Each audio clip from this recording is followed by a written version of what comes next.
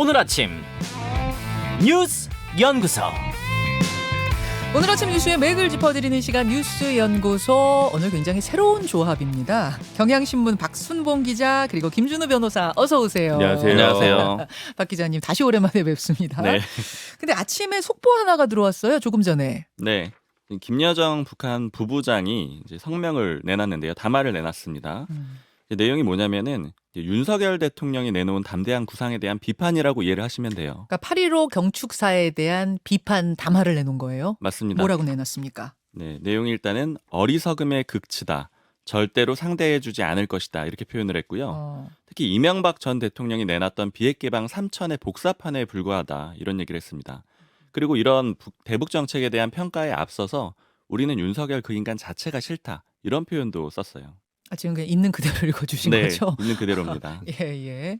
그 그러니까 자체가 싫다. 네, 이게 사실은 윤석열 대통령이 취임사 때 담대한 계획을 내놨었고, 예. 그다음에 광복절 경축사 때 좀 구체적으로 담대한 구상을 내놨거든요. 그렇죠. 북한이 점차적으로 비핵화를 하면은 경제적으로 지원을 해주겠다라는 그런 내용이 핵심인데, 그러니까 비핵화가 완전 완성되고 나서 지원해준다가 아니라 대화 일단 시작되면 단계별로 지원해주겠다. 사실은 좀 전향적으로 바꾼 걸로 보였는데 북한이 보기엔 그게 아니라는 거네요. 맞습니다. 뭐 사실은 한미 군사훈련이 좀 강화된 측면도 있고, 그리고 그제가 취임 100일 기자회견을 했던 날이잖아요. 그때 북한이 순항미사일 2발도 발사를 했거든요. 네. 사실 어느 정도 이런 비판적인 이 담화가 나올 수 있다라는 그런 분위기는 조성돼 있는 상태였습니다. 김여정 부부장발 담화. 김 변호사님. 역시 뭐 아무리 요즘 공중파가 유튜브 때문에 뭐 마라 맛이나 매운 맛이 부족하다라고 하지만 네.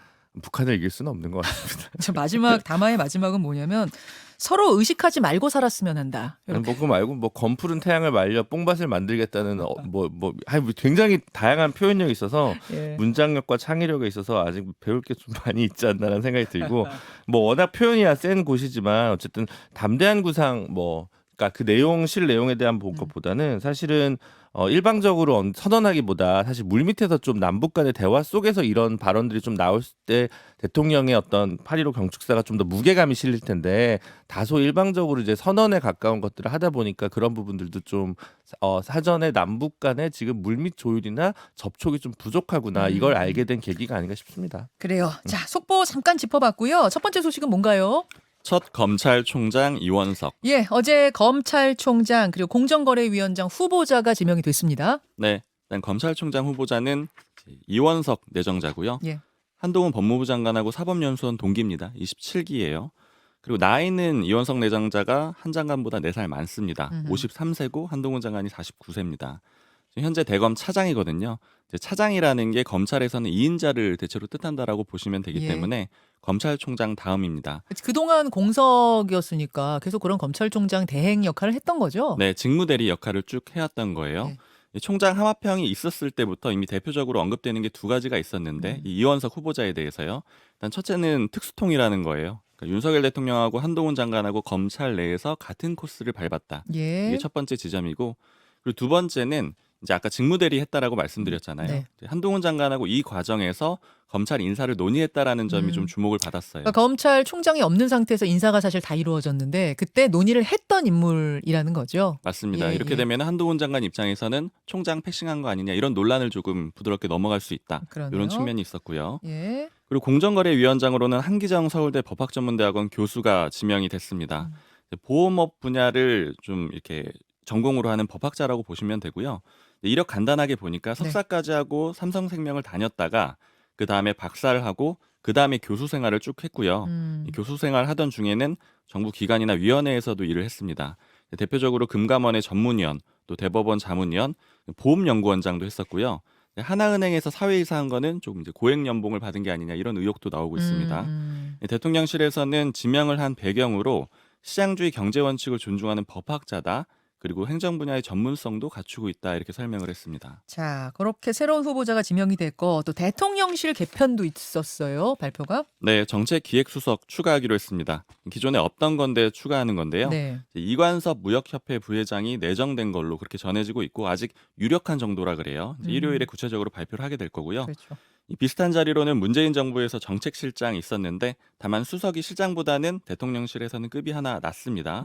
자, 예를 들자면 문재인 정부에서는 마무리할 때 3실장 8수석 체제였거든요. 네. 근데 윤석열 정부는 대통령실 슬림화 얘기하면서 2실장 5수석 체제로 시작을 했는데 네.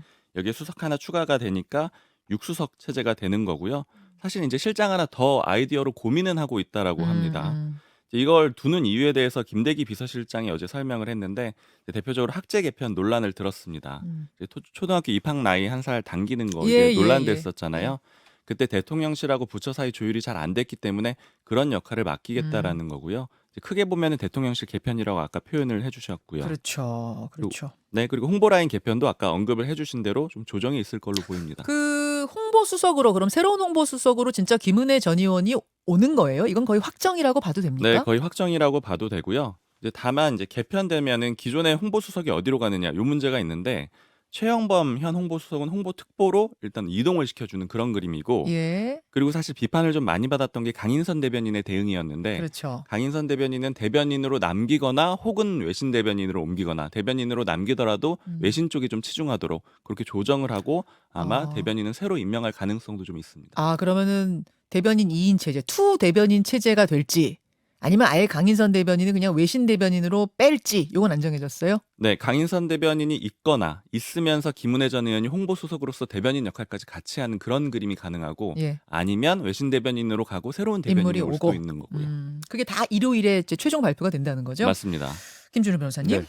검찰총장 인선 같은 경우는 안정 대 안정이라는 구도로 좀 보시면 될 것 같아요. 일단 기수가 파격적으로 어쨌든 내려가지 않았습니까? 예.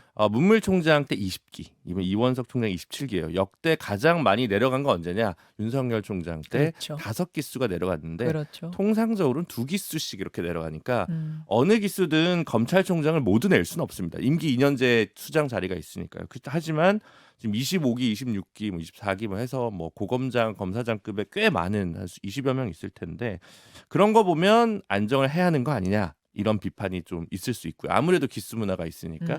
다른 한편으로는 지금 이원석 체제로 대검은 진영이 다 짜져 있고 지금 조직에 새로 누가 들어오면 이게 일이 오히려 더 번거로울 수 있으니 가장 지금 효능감 있게 일하려면 집행과 오퍼레이션에 있어서 어떤 안정을 위해서는 이원석이 차라리 제격이다. 이런 이게 구도가 딱 맞붙은 건데 이제 예. 코드 인사 논란을 감수하고라도 이원석 차장을 지명을 한 거죠.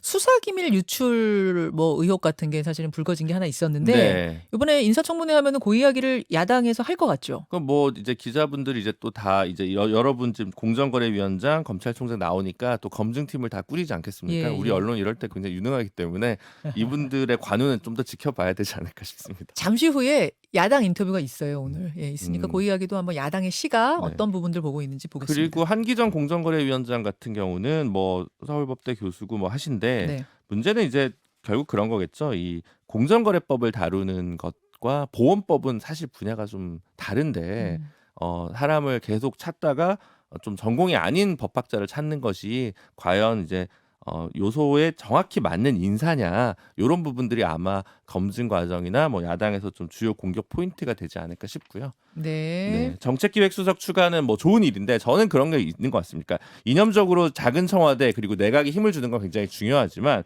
일을 하다 보면 관성으로 청와대가 하던 조율 기능들이 있는데 갑자기 사람을 빼면 실제로는 이게 필요한 경우가 되게 많다는 거죠. 그러니까 너무 청와대 축소라는 이념에 경도되지 마시고 청와대가 일을 잘할 수 있도록 사람을 늘리는 것 자체에 대해서는 네. 좀 그런 좋게 봅니다. 어제 대통령실이 그 얘기했더라고요. 그러면 이제 슬림화 정책 포기하는 거냐 이런 질문이 나오니까 이것을 어떤 살아 움직이는 유기체, 생명체로 봐달라. 그때 이렇게 조정해가면서 가겠다. 그거는 그렇게 가야죠. 맞습니다. 예. 그리고 사실 이런 면을 봐야 되는 게 원래 대통령실을 슬림화한다고 했을 때 민간의 참여를 확대시킨다라고 했거든요. 맞아요. 근데 어제 여권 관계자한테 물어보니까 이제 그런 점이 잘 부각이 안 됐기 때문에 결과적으로는 이제 다시 좀 대통령실 자체를 늘리는 그런 그림으로 갔다 이런 얘기도 합니다. 그리고 싹 바꿔야 된다는 이야기가 사실 많았는데 한 명도 빼지 않고 플러스 추가하는 방식으로 간다는 것도 특이해요. 네, 사실 과연 윤석열 대통령 스타일도 고수했다라고 볼 수밖에 없는 게 이걸 여권 관계자한테 얘기를 물어봤더니 많이 개편할 것 같냐 이렇게 물어봤더니 딱 하는 얘기가 인간에 대한 신뢰 이 얘기를 하는데 이게 사실은 되게 반복적으로 들었던 얘기예요. 예전에 선대위 선대본부 할 때도 윤석열 대통령이 논란이 있어도 사람을 잘 안 자르거든요. 한 번 쓴 사람은 버리지 않는다. 맞습니다. 예. 대신에 이제 뭐 선대위가 끝나고 그 다음에 개편이 되면 안 쓰는 경우들은 있는데 예. 그러나 잘 자르질 않거든요. 이제 그런 영향들이 다 반영이 된 것 같습니다. 자, 이렇게 이제 개편은 되는 거고 그게 얼마나 성과를 내느냐를 보고 또 얘기를 해야겠죠. 그렇죠. 다음으로 갑니다, 박 기자. 강제 동원 풀리지 않는 해법. 예, 무슨 얘기입니까? 오늘 대법원 판단이 나올 예정인데 미쓰비시의 한국 내 자산을 팔지 말지 그걸 결정하게 될 겁니다. 이 한국 내 자산을 팔아가지고 이 피해자들한테 배상금을 지급하도록 그렇게 결정을 할지 말지가 오늘 나올 가능성이 있고요. 오늘이군요. 네, 상황 간단하게 짚어보면은 예. 이제 우리 법원에선 이미 결론이 난 문제인데 일제 강점기 때 강제 동원됐던 피해자들한테 배상을 하라는 거예요. 물론 일본 법원에선 패했지만요. 예. 2018년에 결론이 났던 건데 문제는 이 미쓰비시를 비롯해서 일본 기업들이 배상 안 하고 버티고 있다라는 겁니다. 당시에 5명이 소송에 참여했는데 이미 3분 돌아가시고 2분만 남아있는 그런 상황이고요. 네. 이렇게 버티니까 피해자들이 그럼 미쓰비시가 가지고 있는 국내 자산 현금으로 바꿔주세요 이렇게 법원에 제기를 했습니다. 그렇죠. 미쓰비시가 국내에 상표하고 특허권 있거든요. 예. 이거를 팔 거냐 말 거냐 그걸 대법원이 최종적으로 오늘 정하게 되는 거고요. 그러니까 우리나라에 있는 거라도 팔아서 배상해 줘라라고 그렇게 되는 할지 그건 아니다라고 할지. 맞습니다. 근데 이게 좀 복잡한 게 이 정치 외교적인 상황하고 맞물려 있거든요. 예. 왜냐하면 일단 윤석열 대통령이 일본하고 관계 개선하겠다라고 여러 차례 얘기를 했고요. 특히 100일 기자회견 때 이런 얘기했습니다. 일본이 우려하는 주권 문제 충돌 없이 보상받을 수 있는 방안을 강구하고 있다. 즉 이거는 법원의 강제 명령 말고 다른 방법을 좀 찾아보겠다 이런 취지로 해석이 되는 거고요. 어허. 특히 외교부도 법원에 의견서를 보냈거든요. 예. 민관 협의회에서 해법 찾고 있다. 여기까지 보냈는데 이 얘기가 무슨 얘기가 되냐면은 좀 나중에 판단해 달라. 해법 찾을 시간을 달라. 이렇게도 이해가 되기 때문에 아. 피해자들 입장에서는 현금화를 이 외교부가 동결시키려고 하는 게 아니냐 이렇게 반발하고 있는 그런 상황입니다. 그런 상황 속에서 오늘 대법원 판결이 나온다. 김 변호사님. 네. 이게 지금 심리 불속행이 되냐 안 되냐 뭐 이거 가지고 아마 판단하는 것 같아요. 그러니까 보통은 대법원에서 대부분의 사건은 심리 불속행해서 볼 가치가 없다. 4개월 안에 이제 끝내거든요. 그래서 이게 뻔한 거기 때문에 그렇게 결론이 나지 않겠냐. 아니면 이제 들고 있어야 되는데 그게 법원에서도 좀 부담이라는 거죠. 피해자 가족분들이 제일 이제 불만인 거는 사실은 외교부가 의견서를 보냈는데 그 내용을 공개하지 않았다. 아, 공유하지 않았다. 아, 자기들과 공유하지 예. 않았다. 그런 부분을 굉장히 좀 불만으로 삼고 있고 이 문제 해법 해결 방안에 대해서 단 하나의 해법만 고수하고 있는 것 같지는 않습니다. 예. 다만 그와 관련해서 정부의 적극적인 대응이나 그리고 무엇보다도 이 관련 전범 기업들의 사과는 반드시 전제돼야 된다라는 입장이 있는데 네. 그 부분과 관련해서 또 일본 정부나 일본 기업들이 되게 완강하기 때문에 쉬운 문제는 아닐 것 같습니다. 그래요. 오늘 중요한 뉴스입니다. 이거 결과 보시고요. 박 기자. 세 네. 번째 짧게 갈까요? 네, 인플레 감축법이 뭐길래? 인플레 감축법이 뭐예요? 네, 미국 인플레이션 감축법인데 이름 그대로 보자면 물가 상승 막겠다라는 거죠. 간단하게 요약하면은 예. 기업 법인세 걷어가지고 그 돈으로 기후 변화 대응하고 처방약 가격 인하하겠다 이런 내용인데 아, 돈 많이 번 기업 것을 걷어다가 인플레를 막아보겠다. 맞습니다. 근데 기후 변화 대응으로 어떻게 인플레를 막지? 이런 게 좀 헷갈리실 수가 있는데 이제 미국의 논리는 이런 겁니다. 친환경 에너지를 쓰도록 바꾸게 되면은 신재생 에너지가 많이 쓰이게 되잖아요. 네. 그럼 기존의 석유값 같은 게 잡힐 수 있다라는 거고 또 처방약 가격 내려주면은 의료 비용 낮아지니까 물가 상승 막는 효과가 있다라는 건데 이제 문제는 우리나라에 좀 영향을 주게 돼 있어요. 그러니까 이 법이 시행이 되게 되면은 예, 예. 두 가지 조건에 따라서 미국 내에서 전기차를 팔 때 보조금을 받게 되거든요. 그러니까 예를 첫 번째 조건은 전기차가 미국 내에서 생산이 돼야 되고요. 예. 두 번째는 이제 원자재가 있잖아요. 특히 배터리예요. 예. 요게 미국 아니면 자유무역 협정을 체결한 미국하고 체결한 그런 국가에서 만들어진 그 비율이 높아야지만 주겠다라는 거예요. 근데 우리나라의 현대차 그룹 같은 경우에는 2025년부터 미국에서 공장 가동이 가능하거든요. 네. 그러니까 결국에는 내년부터 시행이 되니까 한 2, 3년 정도는 소위 보조금 이걸 받지 못하게 되는 그런 상황이 옵니다. 아, 우리의 경쟁력이 좀 떨어지게 된다는 거죠? 맞습니다. 우리 전기차에. 그리고 원자재도 사실 우리나라 부자는 아니어가지고 중국산이 많거든요. 그렇죠. 이런 점도 좀 고민이 되는 지점이에요. 그래요. 뭐 이거 어떻게 봐야 돼요? 그러니까 자유무역을 외치던 미국도 이제 장벽을 높이고 있고 중국도 사실 일정 부분 장벽을 높이고 있는 부분이 있잖아요. 그러니까 사실 우리는 근데 미국과 중국에 대한 그 뭐랄까요 경제 편중이 심하니까 네. 결국은 다변화가 돼야만 모든 공급망이든 시장이든 그런 부분이 돼야만 사실 우리 틈바구니 속에서 좀 생존할 수 있지 않을까 이런 생각이 좀 많이 듭니다. 그래요. 여기까지 보겠습니다. 인플레법까지 두 분 수고하셨습니다. 감사합니다. 김현정의 뉴스쇼는 시청자 여러분의 참여를 기다립니다. 구독과 좋아요, 댓글 잊지 않으셨죠?